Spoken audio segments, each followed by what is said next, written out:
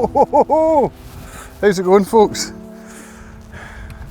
Bit of a long one today, perhaps. I'm going to talk about Rich Roll, the Rich Roll podcast, and a good friend of mine with whom I had a conversation last week, who has helped me enormously. Her name is Beccy.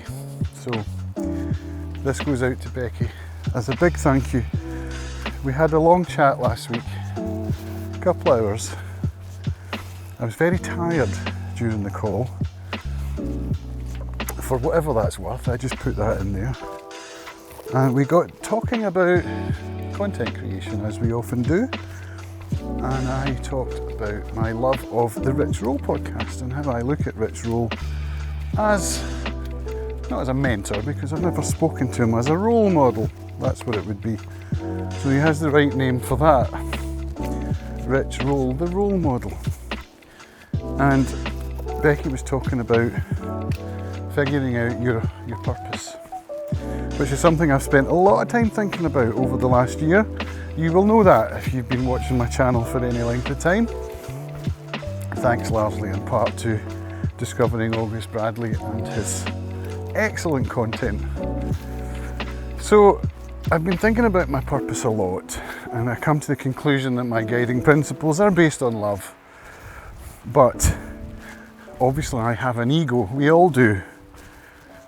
And when Beccy was asking me what my motivation was on creating the content that I'm thinking about doing, not just thinking about doing, I'm going to do. This is a decision I've kind of consolidated today.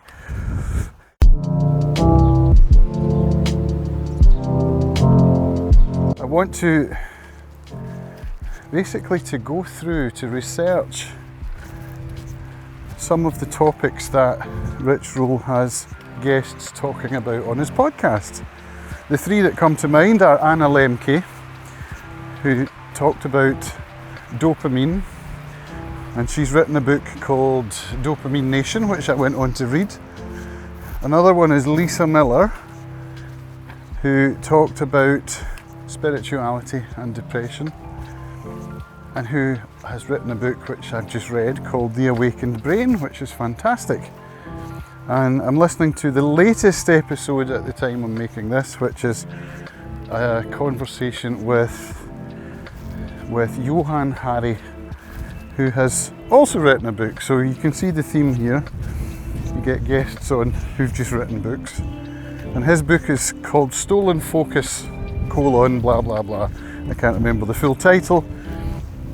But he's talking about awareness and attention and social media companies and mental health and the march of time. It's absolutely fascinating, and I'm really looking forward to going into his book and possibly some of his other books that he wrote before. I'm just getting so much value out of this podcast. And when we were talking about it, Beccy and I, given that I was in a tired state, and she asked what my motivation was, I said that I looked up to Rich, and that when I see people like him being successful, right, I think to myself, why not me? By which I guess I meant, could I not be someone like him? Could I suppose ego coming into it, looking for fame and fortune, which I'm not. So I'll just put that out there. And when Beccy pushed back on that, which she did very eloquently, I was like, felt a little bit squirmy, you know what I mean? And I've been thinking about that since.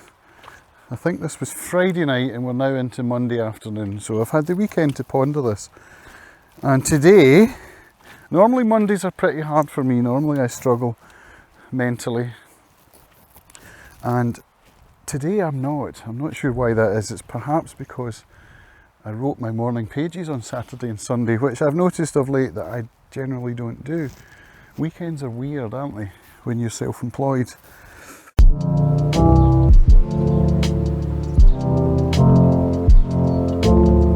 So today I'm feeling good. I'm listening to this latest episode and also pondering my week, my project, because I do this every Monday at 11 with a group that formed during August Bradley's cohort, where I was a mentor for the second iteration of his Pellets, Pipelines and Vault course. And I met a bunch of great people on that course, and some of us meet every Monday morning at 11 to do our weekly review. I mean, we don't all do our weekly review, it's just an accountability co-working session, but I use it for my weekly review, and it's really good because it means that I show up and do it rather than thinking, well, I'll do it this afternoon, you know. So it works. And what happened today was I looked at these projects that have been sitting in my projects database. I think the Anna Lembke one's been sitting there since December, and I'm not getting to it. And I don't know why that is, and it could be because I wasn't sure of my motivation. Now, those of you who have been following my channel for a little while, you'll know that my overarching guiding principle is love. And now that I'm thinking about particularly the Lisa Miller episode about depression and the awakened brain and spirituality, the driving factor there is that I enjoyed it so much, I got so much out of it,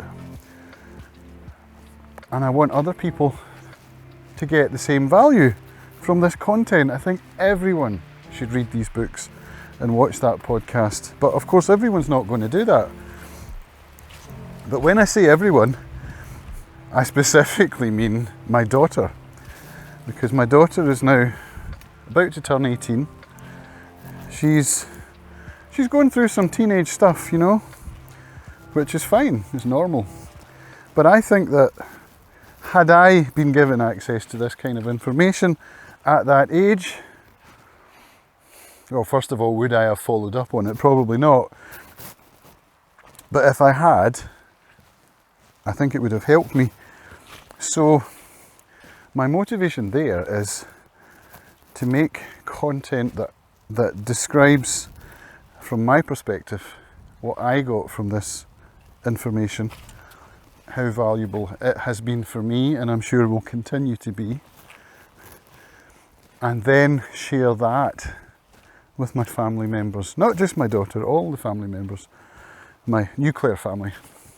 Because, well, first of all, Rich's podcasts, they go long.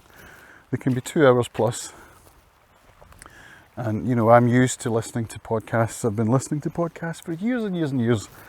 It's one of my favourite forms of information.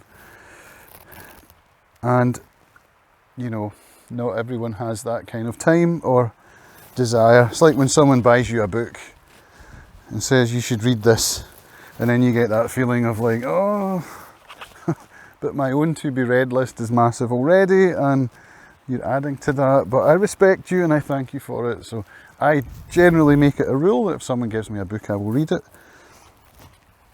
But I know that it can add a burden.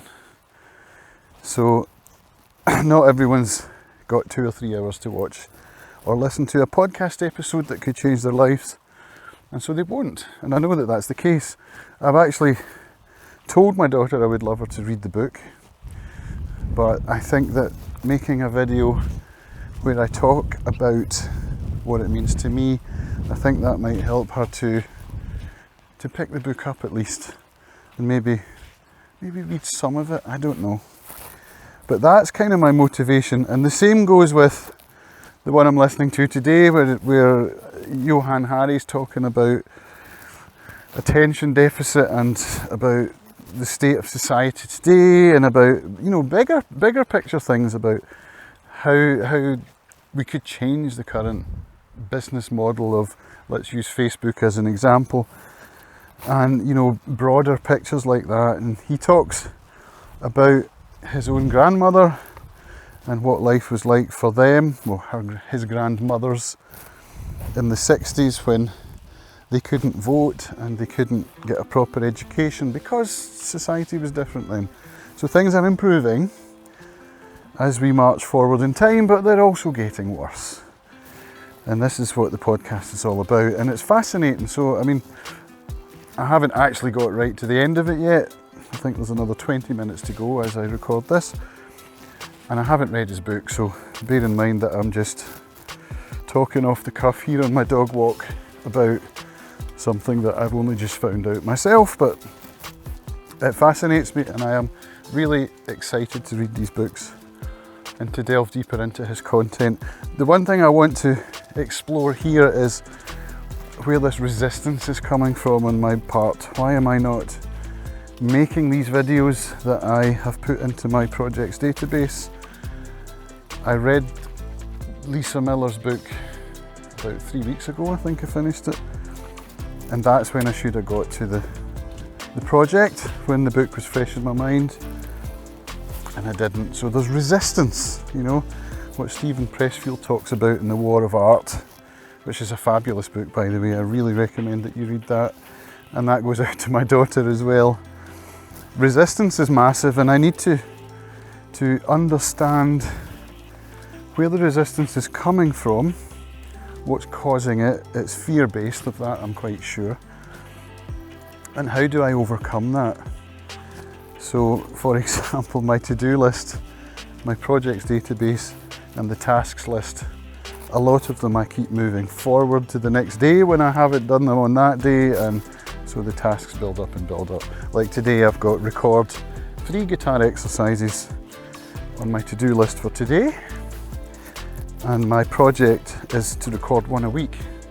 So that tells you it's now been, we're in the 3rd week where I haven't recorded one. So, you know, those kinds of things. What am I doing in place of those things? Partly that comes down to mood. When my mood is not good, you know, my mental health, I mean, then quite often I will binge watch Netflix, or I will go to bed and read a novel, which, you know, I'm coming to understand are things that I can do that make me feel okay when I'm not feeling okay. So I'm not going to give myself a hard time for that.